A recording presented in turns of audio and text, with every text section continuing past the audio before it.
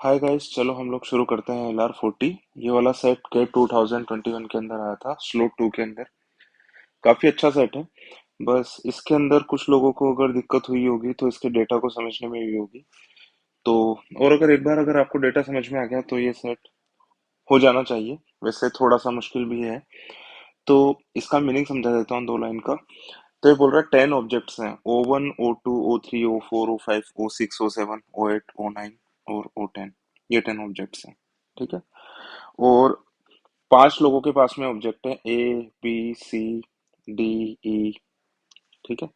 अब देखो इसमें दो लाइन दे रखी है। पहली लाइन तो ये दे रखी है कि each item went to exactly 1%। इसका मतलब यह है कि एक आइटम को एक ही आदमी ले सकता है। तो देखो इस वाली टेबल का मैं यूज करूंगा, तो यूज कैसे करूंगा। जैसे मान लो कि O2 आइटम ए के पास में, तो मैं इसे मार्क कर दूंगा। अब इसने बोल रखा है कि O2 आइटम जो है, एक आइटम एक ही आदमी ले सकता है, तो बाकी के चार आदमियों के पास में O2 आइटम तो हो नहीं सकता। तो चार आदमी कौन कौन है जिनके पास में O2 आइटम नहीं हो सकता? B C D E। B से भरत, सी से चार्ल्स, डी से दिशा और ई से एलिस। तो मैं इसे इसको पिंक कलर से मार्क कर दूंगा। इसके बाद में आगे वाली लाइन के अंदर ये बोल रहा है each person got exactly two items, यानी कि ए को भी दो आइटम मिले, है ना। और बी को भी दो, सी को भी दो, डी को भी दो और ई को भी दो, तो सभी को दो दो आइटम मिले। तो सभी का टोटल कितना हो जाएगा? 10। यानी कि ए को एक आइटम मैंने क्या माना था अभी? O2 मिला, और मान लो ए को दूसरा आइटम मिल रहा है O6 फॉर एग्जाम्पल। तो ए के दो आइटम पूरे हो गए। ये जो दोनों मैंने ग्रीन से जो हाईलाइट किया, यानी कि ये O5 आइटम ए को नहीं मिला होगा, है ना। तो मैं इस चीज को काम में लूंगा बार बार। ठीक है। इस चीज को मैं काम में लूंगा। तो ए को क्या क्या आइटम मिले? ए को मिला O2 और O6, तो मैंने ग्रीन से मार्क कर दिया। और बाकी के ए को क्योंकि दो आइटम ही मिल रहे थे, तो ए को O1 नहीं मिला होगा, O3 भी नहीं मिला होगा, O4 O5 भी नहीं मिला होगा, O7 भी नहीं मिला होगा, O8 O9 O10 भी नहीं मिला होगा। तो यहाँ पर मैंने किससे हाईलाइट कर दिया? पिंक कलर से हाईलाइट कर दिया। ठीक है।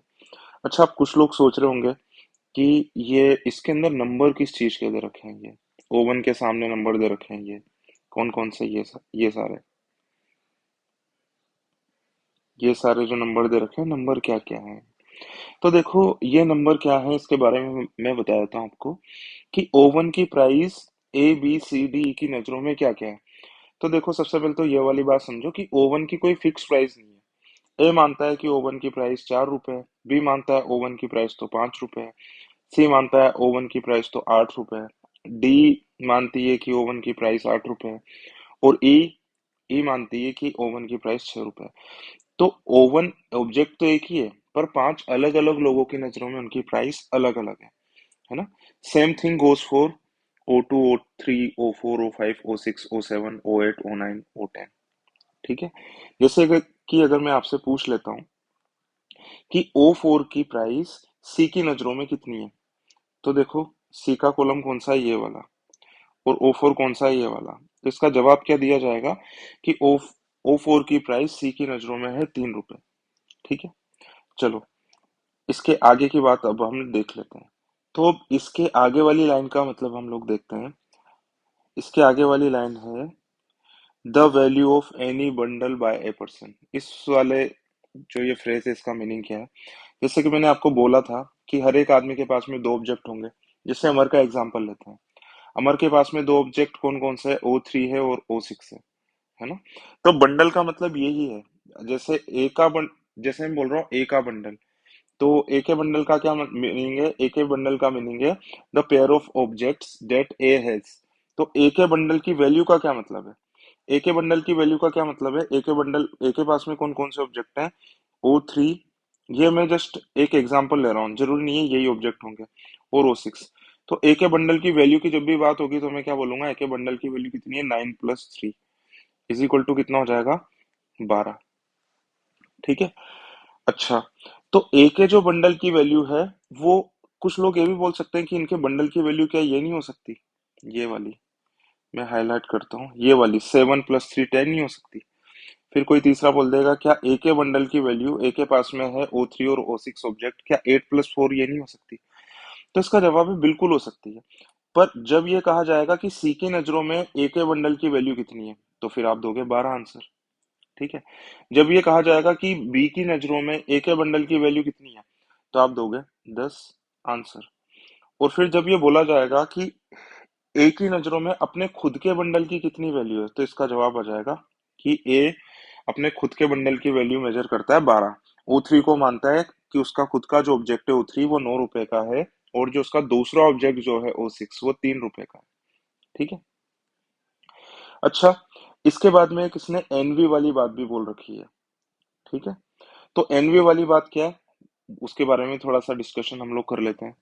ये बंडल की वैल्यू, जो भी एक बंडल की वैल्यू होगी वो 5 अलग अलग लोगों की नजरों में अलग अलग हो सकती है, सेम पेयर ऑफ ऑब्जेक्ट या फिर सेम बंडल। ये मैं बता ही चुका हूँ। एनवी वाली बात क्या है, जैसे कि यहाँ से देखो जो इसने एग्जाम्पल से समझा रखी है ना, तो इसने वैसे काफी क्लियरली लिखा हुआ है, आपको समझ में आ ही जाएगा। जैसे कि मैंने आपको शुरू में क्या बताया था, मैंने आपको शुरू में बताया था कि जो भी ऑब्जेक्ट जिसके पास में होगा मैं यहाँ पर ग्रीन मार्क करूंगा। ठीक है। तो जैसे बी के पास में कौन कौन से ऑब्जेक्ट हैं, ओ टू और ओ फाइव मान लेते हैं। ओ सिक्स तो दे नहीं सकता क्योंकि ओ सिक्स तो किसके पास में चला गया, ए के पास में, है ना। तो ये बोल रहा है कि कोई भी आदमी किसी से भी एनवी करेगा या नहीं करेगा, ये हम कैसे चेक करेंगे। तो इसको मैं समझा देता हूँ।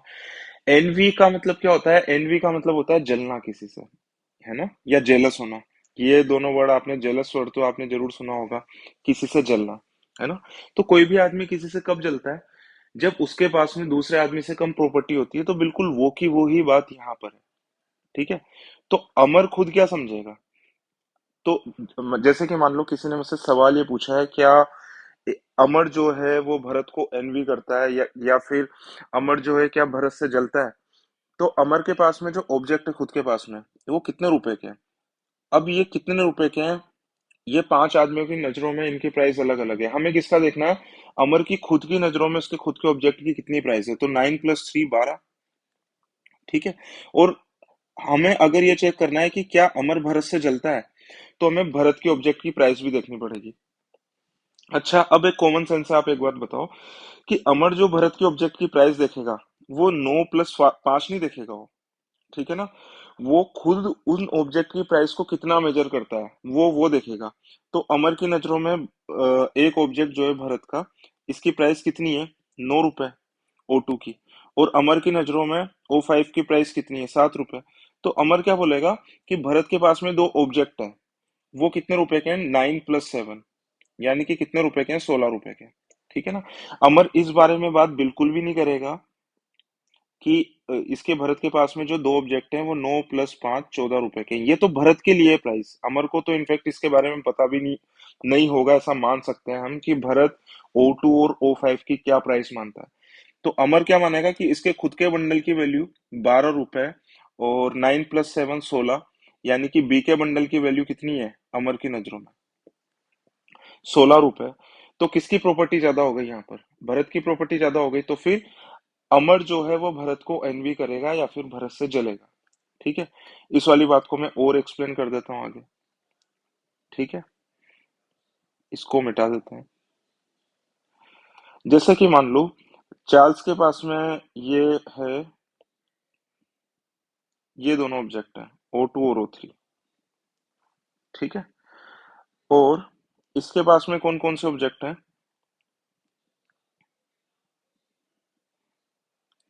ए के पास में, ए के पास में ऑब्जेक्ट हैं ये दोनों।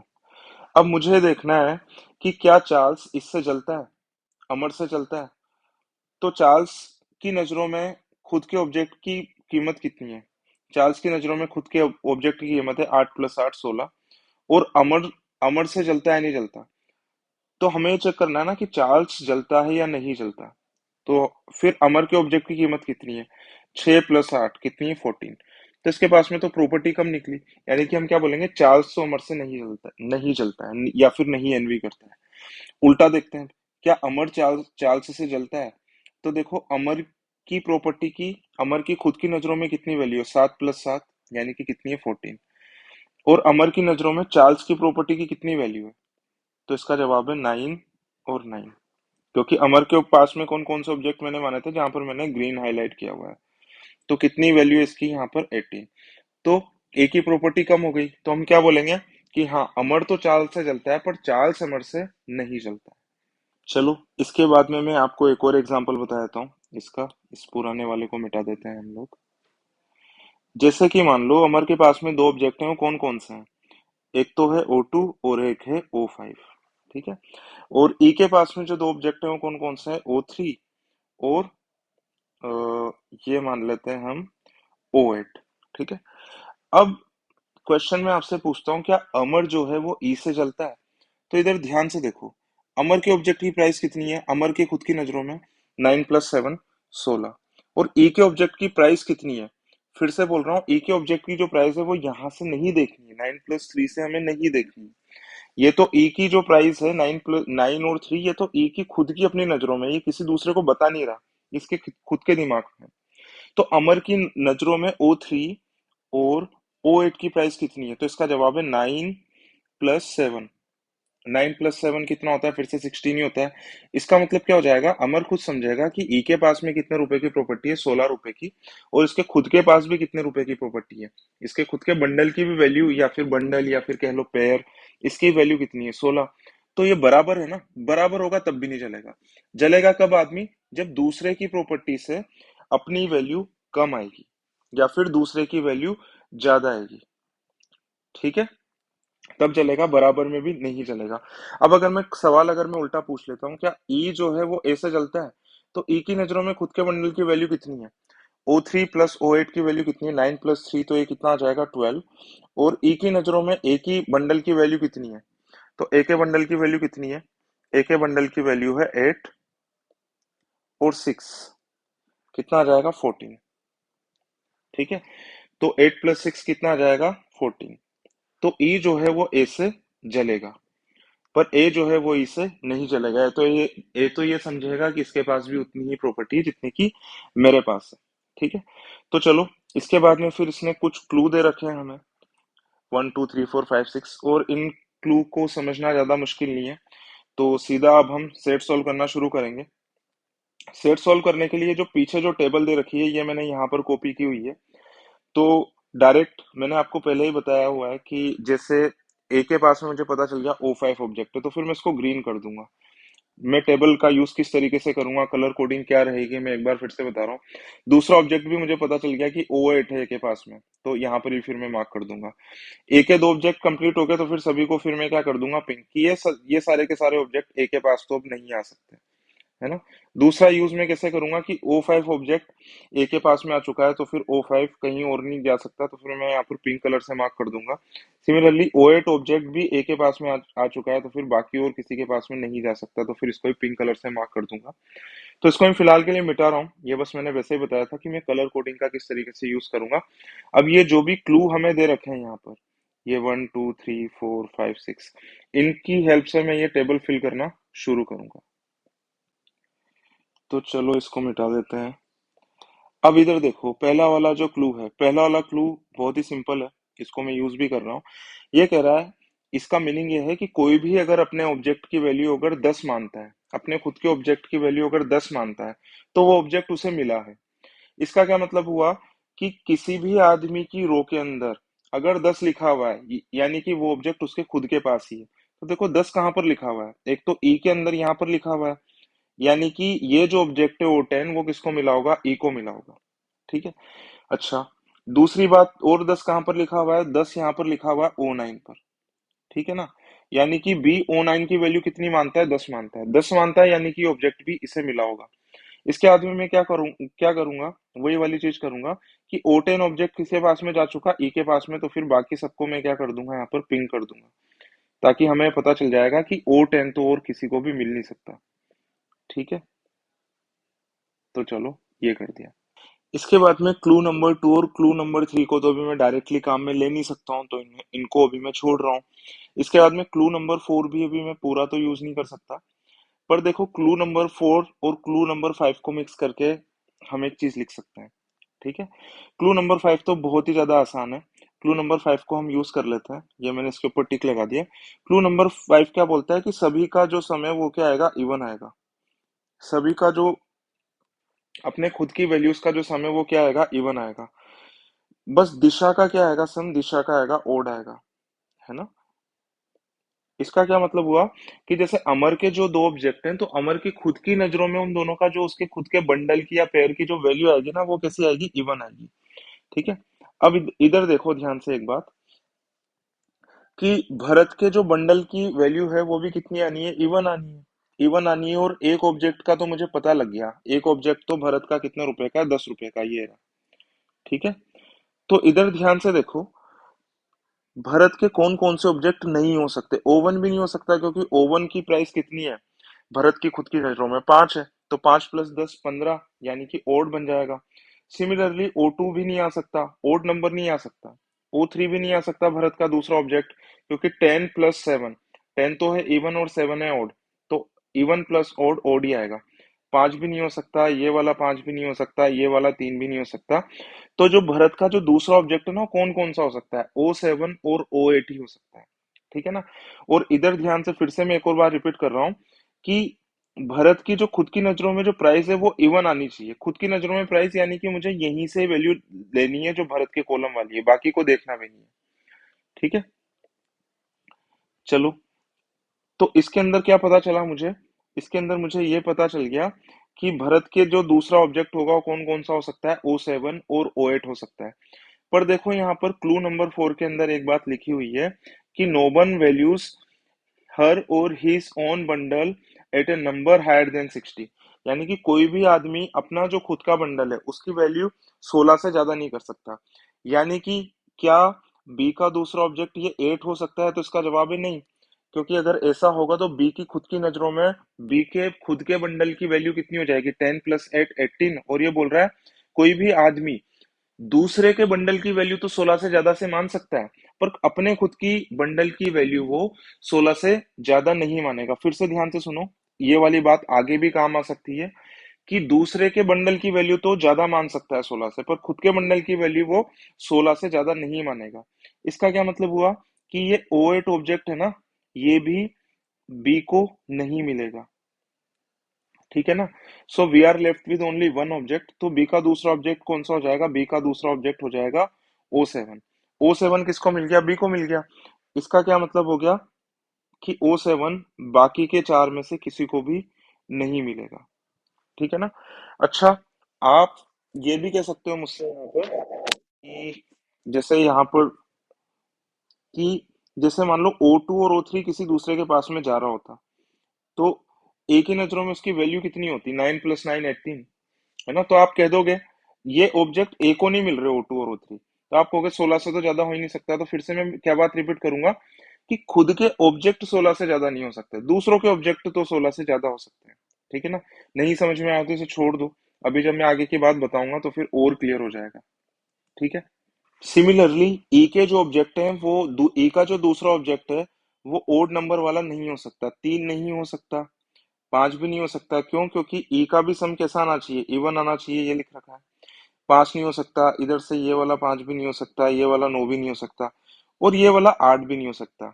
ये किससे, इसी वाले क्लू से, कि ई के खुद के ऑब्जेक्ट जो हैं वो इसकी खुद की नजरों में ई 16 से ज्यादा की वैल्यू नहीं करेगा, तो ये वाला 8 भी नहीं हो सकता। तो यहाँ पर भी हम पिंक कलर से हाईलाइट कर सकते हैं, है ना। तो ए का जो दूसरा ऑब्जेक्ट है वो कौन कौन सा हो सकता है, O1 और O5, इसके अलावा और कोई भी नहीं हो सकता। ठीक है। अब इधर ध्यान से देखो, एक बात देखने वाली है, यहाँ से एक और चीज हमें पता चल रही है। वो चीज क्या है, तो देखो इधर, इसने क्या बोला था, कि तीन लोग, पीपुल वैल्यू देयर ओन, इन दोनों वर्ड का बहुत ज्यादा वेटेज है। देयर ओन, अपने खुद के बंडल की वैल्यू कितने पर करते हैं, 16 पर। तो देखो यहां से मुझे दो आदमी तो देखो मिल ही गए। पहला आदमी तो कौन है, बी। बी अपने बंडल की वैल्यू कितनी करता है, 16, 10 + 6 16। और दूसरा आदमी कौन मिल गया मुझे, ई भी तो मिल गया। अब आप कहोगे ई का तो दूसरा ऑब्जेक्ट डिसाइड ही नहीं है, पर मैं आपको क्या जवाब दूंगा, कि चाहे O5 मिले या फिर ई को चाहे O1 मिले, दोनों ही केस में इसके बंडल की वैल्यू कितनी है, 16 है। ठीक है। आ गई वाली बात समझ में। तो देखो दो आदमी तो मुझे मिल गए, तो मुझे एक 16 वाला और ढूंढना है, तो चलो उसके बारे में अब हम सोचते हैं, इसको मिटा देते हैं यहाँ से। तो 16 वाले हम दो लोग ढूंढ चुके हैं, 16 वाले कितने लोग हैं, तीन लोग हैं। ठीक है ना। तीसरा आदमी हमें और ढूंढना है, तो उसके बारे में हम बाद में सोचेंगे। पहले हम आखिरी क्लू जो कि है क्लू नंबर 6 उसको हम लोग पढ़ लेते हैं।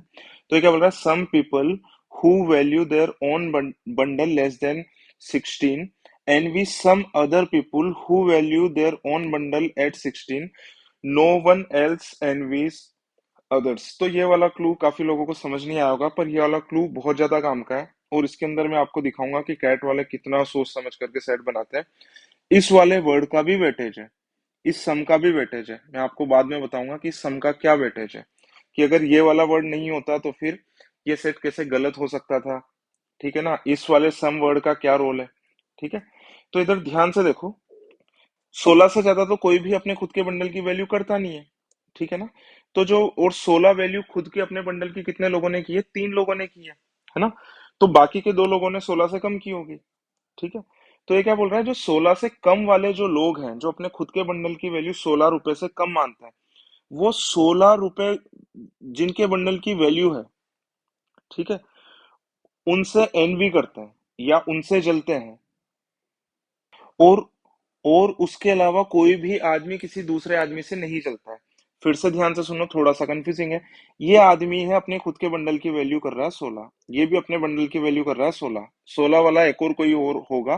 तो देखो, ये मैं ग्रे कलर से लिख रहा हूँ, ग्रे कलर से लिखने का मीनिंग यही है यहाँ पर कि मैं जस्ट, ये कोई परमानेंट नहीं है, मैं समझाने के लिए कोई चीज लिख रहा हूँ।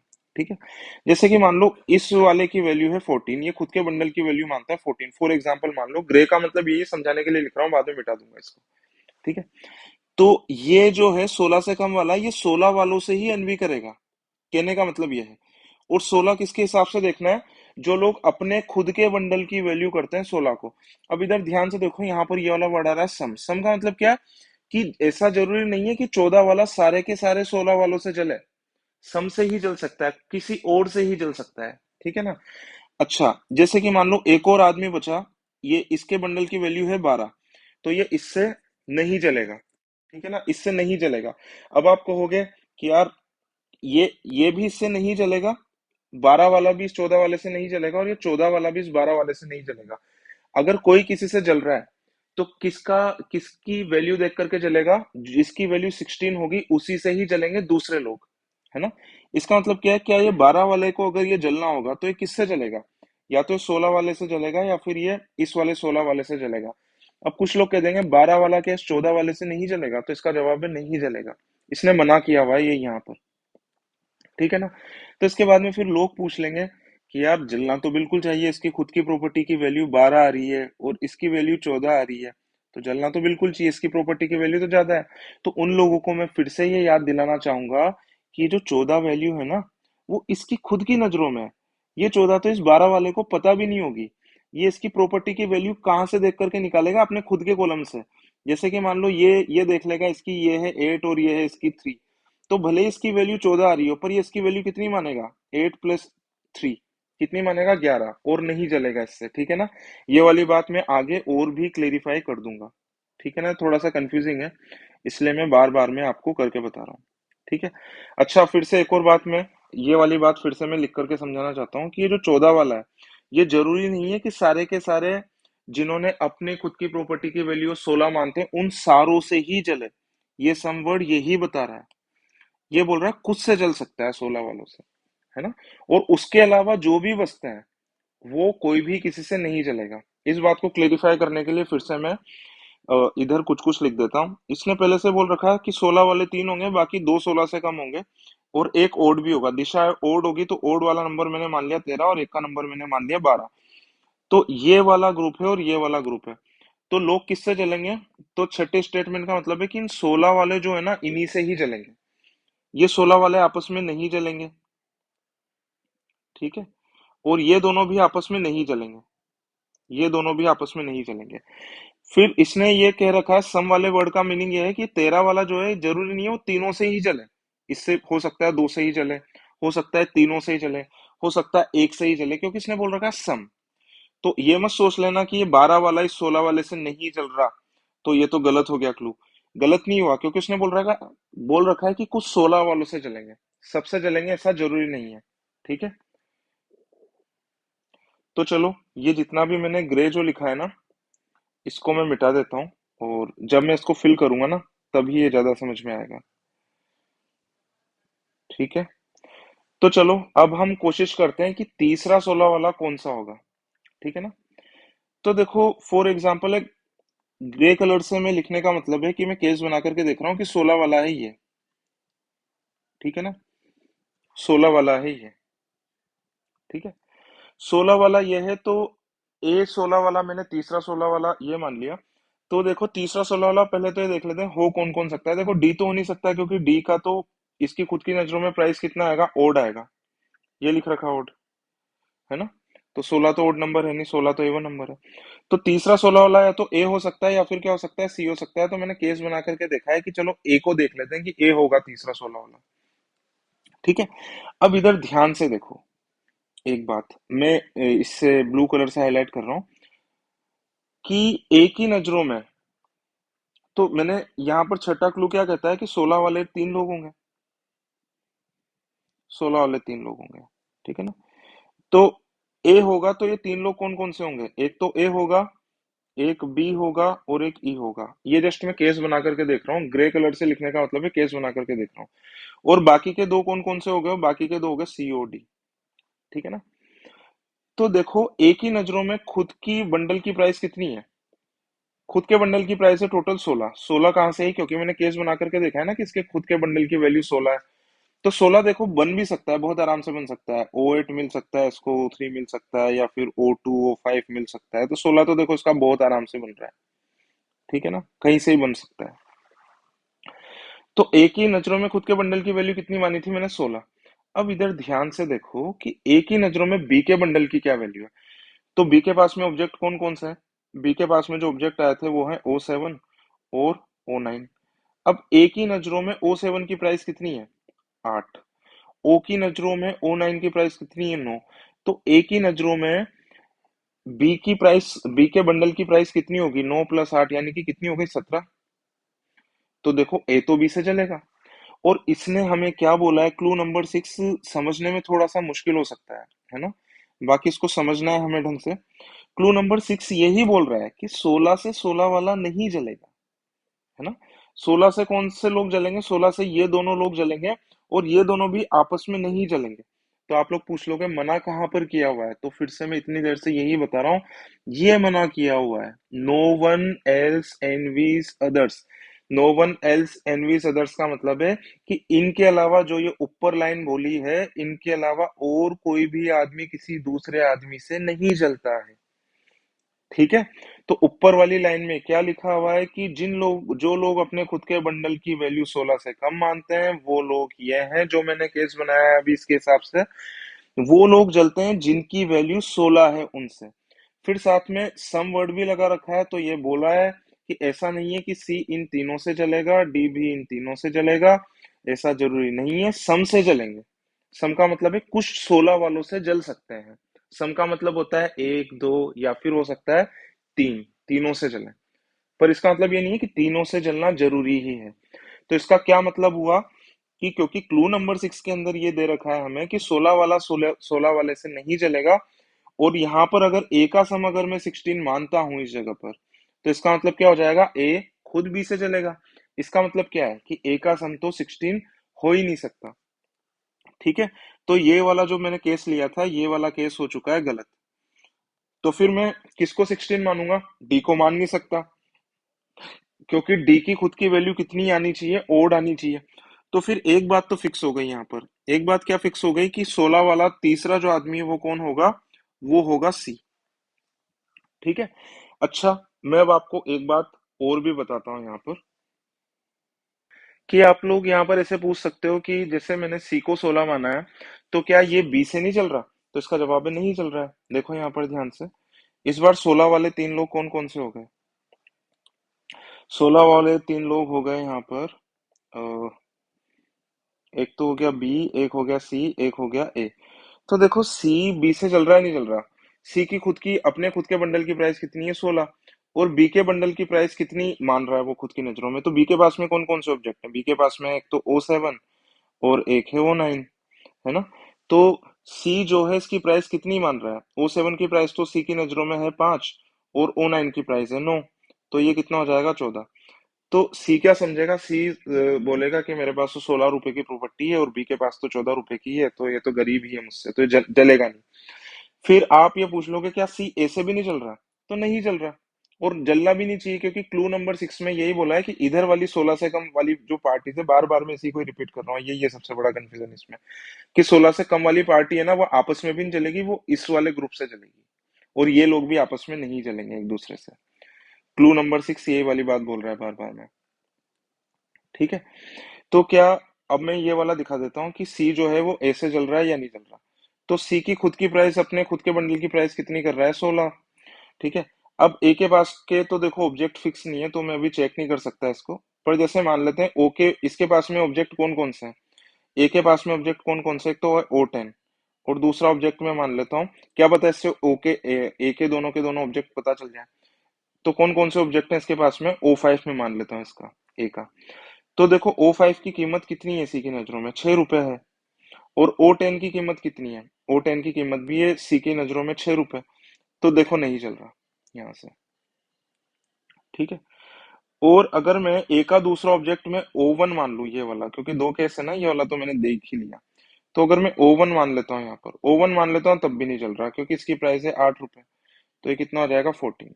ठीक है ना, तो यहाँ से भी डिसाइड हो सकता था कि ए को ऐसा कौन सा ऑब्जेक्ट दे जिसकी प्राइस सी की नजरों में 16 या 16 से कम ही है, 16 या उससे कम ही है, तो देखो दोनों से ही या मैं ए को O1 ऑब्जेक्ट दूं या फिर मैं O5 दूं, दोनों से कम ही आ रहा है, तो ए का दूसरा ऑब्जेक्ट अभी भी डिसाइड नहीं कर पाए हम लोग।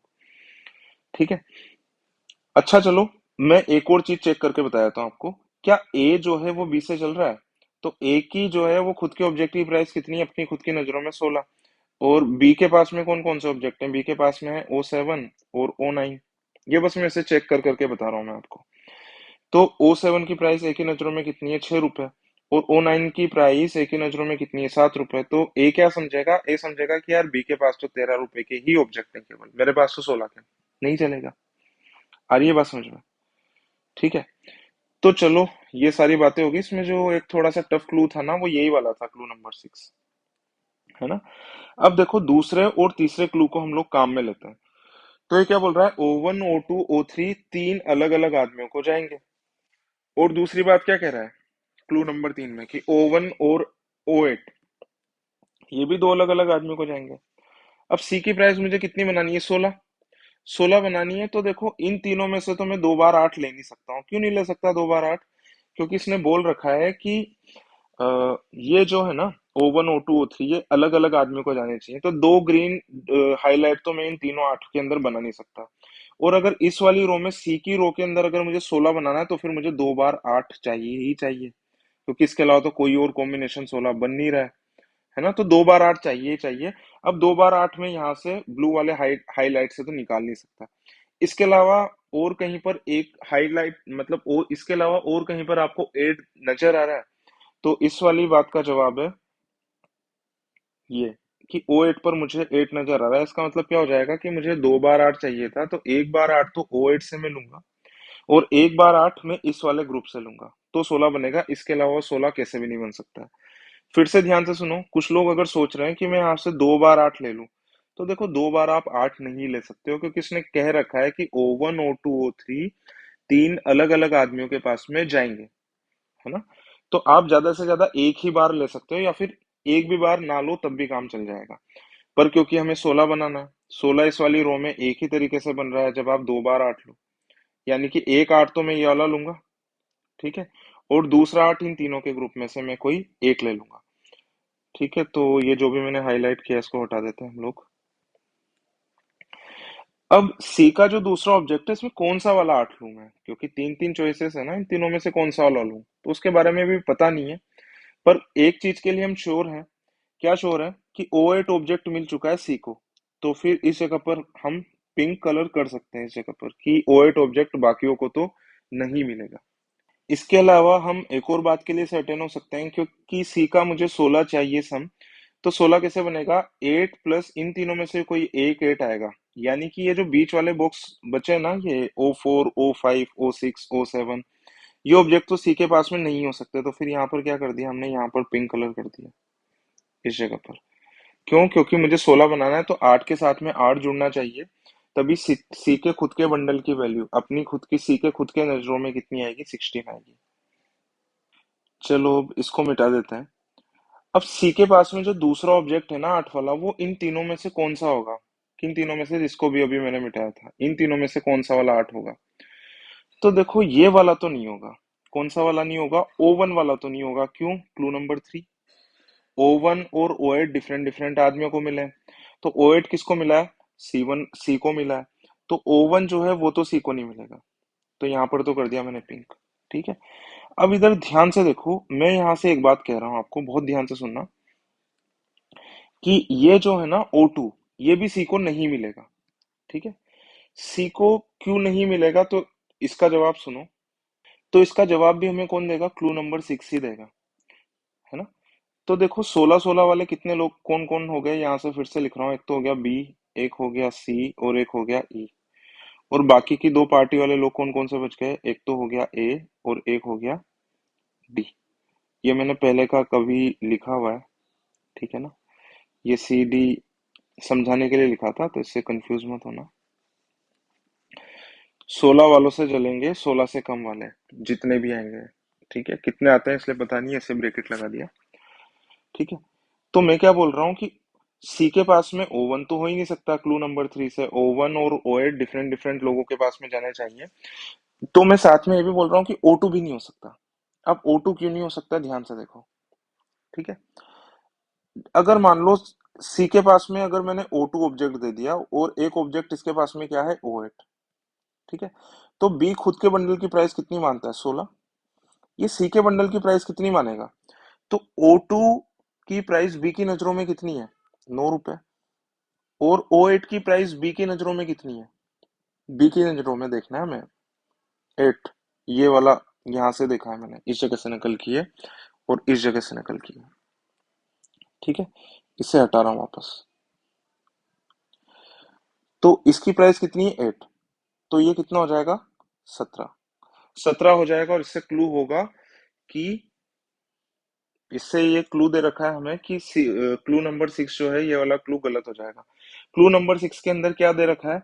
कि 16 वाला 16 वाले से नहीं जलता है। तो आप कहोगे कहाँ लिख रखा है, दिखाओ। तो मैं कहूंगा डायरेक्टली कहीं पर भी नहीं लिख रखा, पर इनडायरेक्टली लिख रखा है। कहाँ लिख रखा है? बार बार मैं इसी बात को रिपीट कर रहा हूं मैं।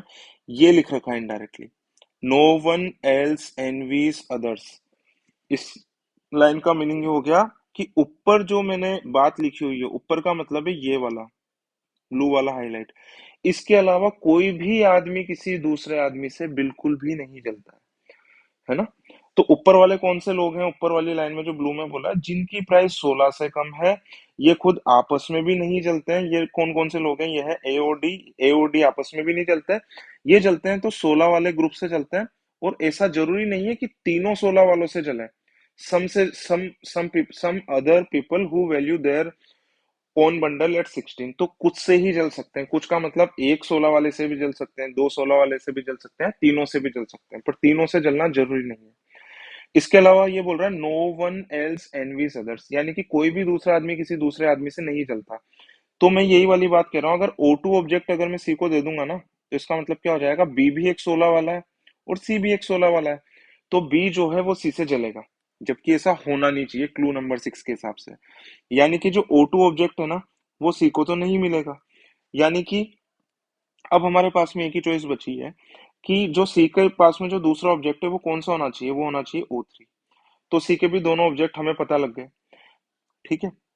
इसके बाद में हम लोग क्या कर सकते हैं? इसके बाद में हम ये कर सकते हैं कि O3 ऑब्जेक्ट जो है वो ए के पास भी नहीं होगा, और वो डी के पास भी नहीं होगा। इन दोनों के पास में नहीं होगा।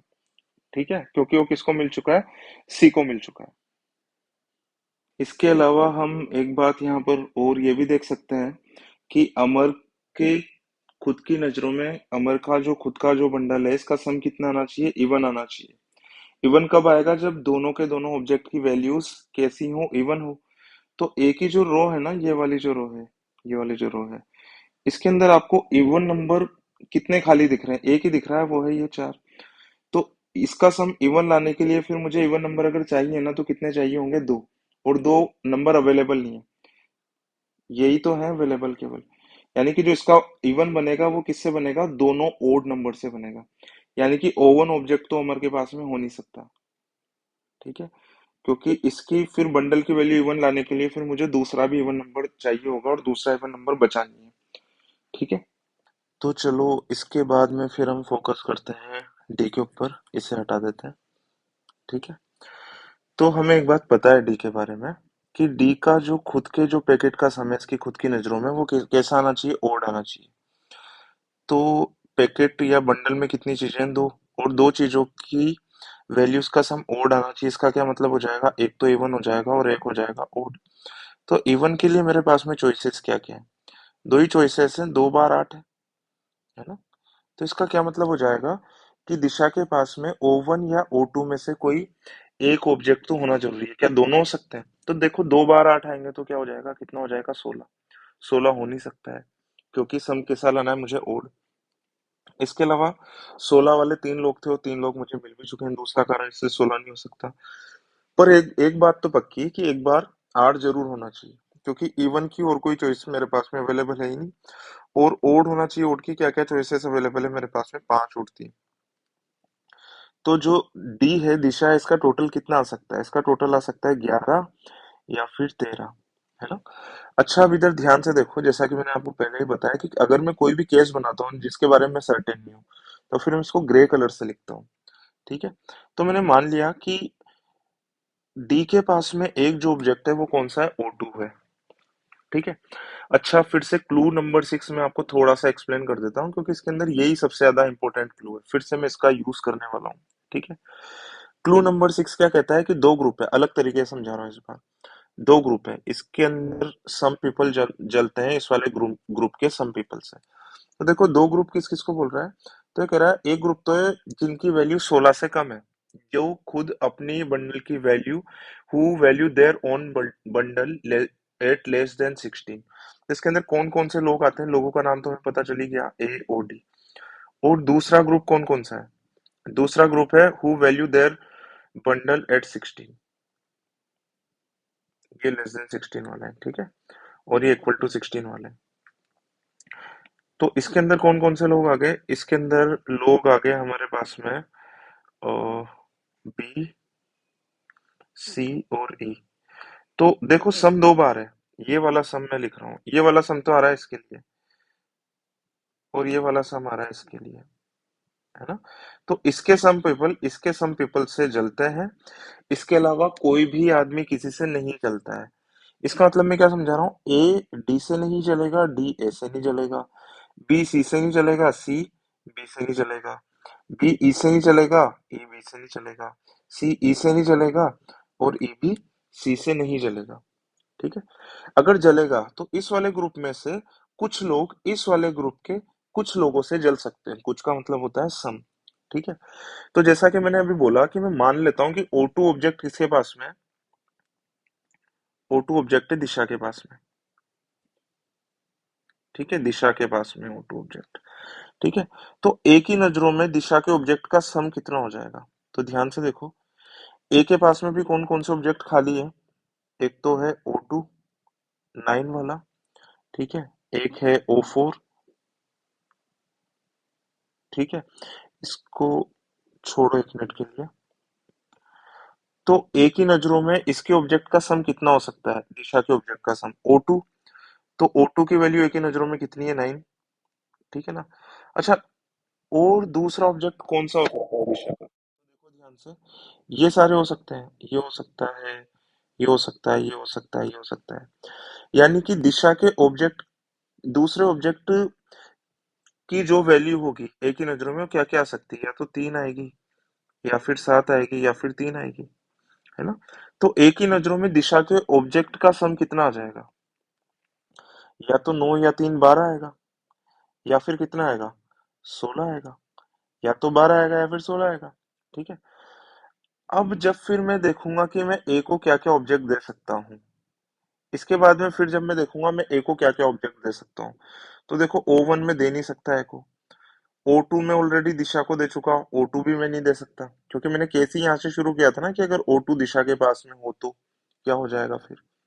ठीक है ना, तो ए के पास में चॉइसेस कौन कौन सी बची है, O4, O5 और O6, और एक ही नजरों में इनकी कीमत कितनी है? 3, 7 और 3, है ना? मैं कुछ भी कॉम्बिनेशन अगर मैं ले लूं तो इसका सम कितना आएगा? ज्यादा से ज्यादा 10 आ जाएगा, या फिर 3 और 3 को लूं तो 6 आ जाएगा। तो इस केस में अगर मैं O2 ऑब्जेक्ट अगर मैं दिशा को देता हूँ तो इसका क्या मतलब हो जाएगा? इसका मतलब ये हो जाएगा कि अमर की नजरों में दिशा के ऑब्जेक्ट की वैल्यूज कितनी आएगी? या तो आएगी 12, या आएगी 16, और इसके खुद के ऑब्जेक्ट की वैल्यू कितनी आएगी? 10 आएगी या 6 आएगी। इसका मतलब मैं कैसे भी कर लूं, अमर के ऑब्जेक्ट की वैल्यू, अमर की खुद की प्रॉपर्टी की वैल्यू कम ही आएगी दिशा से, यानी कि अमर जो है वो दिशा से चलेगा। जबकि इसने क्या बोला हुआ है? इसने ये बोला हुआ है कि इस वाले ग्रुप के कुछ आदमी इस वाले ग्रुप के कुछ आदमियों से जलेंगे, इसके अलावा कोई भी किसी से नहीं जलेगा। इसका मतलब इनडायरेक्टली मना किया हुआ है कि जिन जो 16 से कम वैल्यू रखते हैं वो लोग आपस में नहीं जल सकते, यानी कि अमर दिशा से नहीं जल सकता। ठीक है ना? इसी वाली बात को मैं इसके अंदर हाईलाइट करके भी एक बार बता देता हूँ। ठीक है ना? मैं एक काम करता हूँ, जो भी केस सर्टेन है उसके लिए बिल्कुल लाइट ग्रीन का यूज कर लेता हूँ, लाइट ग्रीन का यूज। जैसे कि मान लो ये वाला ऑब्जेक्ट मैंने दिशा को दे दिया, ठीक है, और इसके अंदर बिल्कुल लाइट पिंक का यूज कर लेता हूँ। तो ये वाला ऑब्जेक्ट अब इसको तो मिल नहीं सकता, और लाइट कलर का यूज कर लेता है। ये वाला ऑब्जेक्ट अब ए को तो मिल नहीं सकता, ठीक है ना? नहीं मिल सकता तो ए को इन तीनों में से जो भी ऑब्जेक्ट मिलेगा, तो ए के जो भी ऑब्जेक्ट होंगे इसकी ए की नजरों में उसकी प्राइस कितनी हो सकती है? 3 और 3 मानूं तो 6 हो सकती है, या 3 और 7 मानूं तो कितनी हो सकती है? 10 हो सकती है। और ए की नजरों में डी के ऑब्जेक्ट की प्राइस कितनी होगी? कितनी भी होगी, 9 तो एक ऑब्जेक्ट की प्राइस होगी। अब इसमें कोई भी एक ऑब्जेक्ट यहाँ से पिक करेगा, दूसरा ऑब्जेक्ट यहाँ से पिक होगा ना दिशा का, ये ऐड तो हो नहीं सकता, ठीक है ना, क्योंकि दो इवन हो जाएंगे तो ओड बनेगा नहीं। मतलब कुछ भी जुड़ेगा तो इन तीनों में से कोई भी एक नंबर इधर आकर के जब जुड़ेगा इसमें से, तो या तो 3 जुड़ेगा या फिर 7 जुड़ेगा। तो ए की नजरों में डी की प्राइस कितनी हो जाएगी? या तो 12 हो जाएगी या 16 हो जाएगी। तो देखो ए की नजरों में डी की प्राइस ज्यादा हो रही है इसकी खुद की प्राइस से, यानी कि ए जो है वो डी से जलना चाहिए, जबकि क्लू नंबर 6 के हिसाब से ये है कि ए डी से नहीं जलेगा। ठीक है ना? तो आई होप थोड़ा सा मुश्किल जरूर था, पर आपको क्लियर हो गया होगा। तो इसको फाइनलाइज हम लोग कर देते हैं। तो है ना, यहाँ से शुरू किया था मैंने, इसको ही मिटा देता हूँ कि O2 ऑब्जेक्ट डी के पास में, तो O2 ऑब्जेक्ट तो डी के पास में हो नहीं सकता, है ना? पर मुझे ये भी वाली बात भी पता है कि दिशा को मुझे एक 8 वाला ऑब्जेक्ट देना है। तो वो 8 वाला ऑब्जेक्ट कौन सा हो जाएगा फिर? वो 8 वाला ऑब्जेक्ट हो जाएगा ऑब्जेक्ट नंबर 1। ठीक है? ऑब्जेक्ट नंबर 1 हो जाएगा, यानी कि ऑब्जेक्ट नंबर 1 और किसी को भी नहीं मिलेगा। ठीक है? और दिशा को भी ये दूसरा O2 ऑब्जेक्ट नहीं मिलेगा, यानी कि O2 किसको मिल जाएगा? O2 मिल जाएगा इसको, E को। ठीक है? इसके बाद में E को मुझे एक ऑब्जेक्ट और देना था, तो E को एक ऑब्जेक्ट, एक ही ऑप्शन बचा है तो वो यहाँ पर आ जाएगा, इस जगह पर। ठीक है? इसके बाद में मुझे क्या पता चल गया कि O5 ऑब्जेक्ट तो E के पास में चला गया। O5 ऑब्जेक्ट E के पास में चला गया तो फिर बाकियों को तो ये मिल नहीं सकता, तो फिर यहाँ पर ये मार्क कर देंगे हम लोग। ठीक है? अब देखो इसके बाद से यहाँ से एक बात और भी क्लियर है कि O4 ऑब्जेक्ट में A को नहीं दे सकता। मैं O4 ऑब्जेक्ट A को क्यों नहीं दे सकता? तो इधर ध्यान से सुनो। मान लो कि अगर मैं दे देता हूँ, तो फिर से देखो मैं वही बिल्कुल लाइट ग्रीन कलर का यूज कर रहा हूँ कि मान लो मैं दे देता हूँ O3 मैंने इसको दे दिया। ठीक है? O3 मैंने इसको दे दिया तो D को तो मिल नहीं सकता O3, है ना? तो लाइट पिंक कर दिया मैंने। लाइट पिंक का मतलब है कि मैं हटा दूंगा। ठीक है? तो इसके पास में जो डी के पास में जो दूसरा ऑब्जेक्ट कौन सा आएगा, वो ये वाला आएगा, O6 आएगा। तो डी की खुद की ऑब्जेक्ट की प्राइस कितनी है? तो डी के पास में कौन कौन सा है? O1 और O6। O1 और O6 आया तो कितनी प्राइस है इसके खुद के ऑब्जेक्ट की? 12। और ए के ऑब्जेक्ट की प्राइस डी की नजरों में कितनी है? तो ए के ऑब्जेक्ट कौन कौन से हैं? O2 है और O4 है। तो O2 की प्राइस को कितना कंसीडर करता है? ये 8। और O4 को कितना कंसीडर करता है? ये 5। यानी कि डी की नजरों में ए के ऑब्जेक्ट की प्राइस कितनी है? 13। तो डी से ज्यादा है, तो फिर डी तो ऐसे जलेगा। जबकि फिर से मैं बार बार में क्लू नंबर 6 समझा रहा हूँ, ये मैंने लिखा हुआ भी है कि ए और डी सेम ग्रुप में, ये दोनों आपस में नहीं जल सकते, नहीं जलेंगे, है ना। इस ग्रुप के सम लोग इस ग्रुप के सम लोगों से जलेंगे। ठीक है। इसका मतलब मैंने कहानी कहाँ से शुरू की थी, ओ फोर से, कि ओ फोर अगर मैं ए को दे देता हूं तो ओ फोर में ए को नहीं दे सकता, इसको मिटा देते हैं वापस। ओ फोर में ए को नहीं दे सकता, ओ फोर में ए को नहीं दे सकता। इसका क्या मतलब हो गया कि एक ही ऑब्जेक्ट बचा अब ओ फोर को देने के लिए, क्योंकि ओ फोर को नहीं ए को देने के लिए, तो वो है ओ सिक्स। तो ओ सिक्स मैंने ए को दे दिया, यानी कि ओ सिक्स और किसी को भी नहीं मिल सकता, है ना। और ओ फोर को देने के लिए एक ही आदमी बचा है, और वो बची है मेरे पास में दिशा। ठीक है। तो ये टेबल कंप्लीट हो गई। इस टेबल को देख करके हम लोग सारे के सारे आंसर कर लेते हैं। इनका टोटल भी एक बार लिख लेते हैं। तो ए के पास में जो बंडल है उसकी वैल्यू ए की खुद की नजरों में कितनी है, 12। और डी के पास में जो बंडल है उसकी वैल्यू डी के खुद की नजरों में कितनी है, 13। ठीक है। एक बार मैं आपको क्लू नंबर 6 फिर से बता देता हूँ। ठीक है। ये तो लिखा रहने दो। क्या सी डी से जल रहा है? अगर मैं ये वाला क्वेश्चन आपसे पूछता हूँ कि चेक करके बताओ कि क्या सी डी से जल रहा है, या फिर उल्टा पूछता हूँ क्या डी सी से जल रहा है, तो डी के खुद के बंडल की वैल्यू कितनी है, 8 + 5 कितनी है, 13। सी के बंडल की वैल्यू को कितनी मेजर करता है, डी। तो सी के पास में कौन कौन से ऑब्जेक्ट हैं, सी के पास में ऑब्जेक्ट 3 और ऑब्जेक्ट 8। ऑब्जेक्ट 3 की वैल्यू डी की नजरों में कितनी है, 8। और ऑब्जेक्ट 8 की वैल्यू डी की नजरों में कितनी है, 4। तो ये कितना आ जाएगा यहाँ से, 12। अब कुछ लोग कह देंगे कि ये तो जल ही नहीं रहा, तो मैं उन लोगों को ये जवाब दूंगा कि जलना जरूरी था भी नहीं। क्यों नहीं था? कि भले ही सी इस ग्रुप का मेंबर है, पर क्योंकि ये सम वर्ड आ रहा है ना, इसलिए मैं बार बार में बोल रहा हूँ कि सम वर्ड का बहुत बड़ा वेटेज है। काफी ध्यान से इन्होंने ये वाला सेट बनाया, काफी सोच समझ करके, कि इस वाले ग्रुप के कुछ लोग इस वाले ग्रुप के कुछ लोग से जल सकते हैं, जरूरी नहीं है सारे के सारे लोगों से जले, है ना। अगर यहाँ पर ऑल होता ना तो फिर हम बोलते कि नहीं यार, कहीं पर टेबल में गलत हो गई, ये डी तो जो है वो सी से जल ही नहीं रहा। आ रही है बात समझ में? पर ये सम आने की वजह से अब हम ये वाली बात नहीं कह सकते, है ना। तो डी या ए में से बी सी ई से कोई ना कोई जल ही रहा होगा। ठीक है। जैसे मैं आपको ये चेक करके बता देता हूँ, क्या अमर जो है वो बी से जल रहा है? तो देखो, अमर की खुद की वैल्यू कितनी है, अमर की खुद की वैल्यू कितनी है, 9 + 3। इसके तो अमर की प्रॉपर्टी की वैल्यू कितनी है, 12 रुपए। अब अमर बी की प्रॉपर्टी की वैल्यू कितनी समझेगा, तो बी के पास में O7 ऑब्जेक्ट, इसकी वैल्यू अमर समझता है 8 रुपए। और बी के पास में दूसरा ऑब्जेक्ट है O9 ऑब्जेक्ट 9, इसकी वैल्यू अमर की नजरों में 9 रुपए। तो अमर समझेगा कि बी के पास में कितने रुपए की प्रॉपर्टी है, 17 रुपए की। तो जो है यहाँ पर अमर बी से जल रहा है, तो जल सकता है बिल्कुल। बी इस ग्रुप में आता है, अमर इस ग्रुप में आता है, इस ग्रुप के कुछ लोग इस वाले ग्रुप के कुछ लोगों से जलेंगे। पर ये नहीं बोला है कि इस वाले ग्रुप के सम लोग इस वाले ग्रुप के ओल लोगों से जलेंगे, या फिर इस वाले ग्रुप के ओल लोग इस वाले ग्रुप के ओल लोगों से जलेंगे, और इसके अलावा और कोई भी किसी से नहीं जलेगा, है ना। तो इन सम का बहुत ही ज्यादा बड़ा वेटेज है। इसको मैंने करीब, मेरे हिसाब से 8-10 बार रिपीट कर दिया होगा। 8-10 बार रिपीट करने का कारण यही है कि इस सेट में जो भी है वो यही है, इसके अलावा और कुछ है ही नहीं। ठीक है।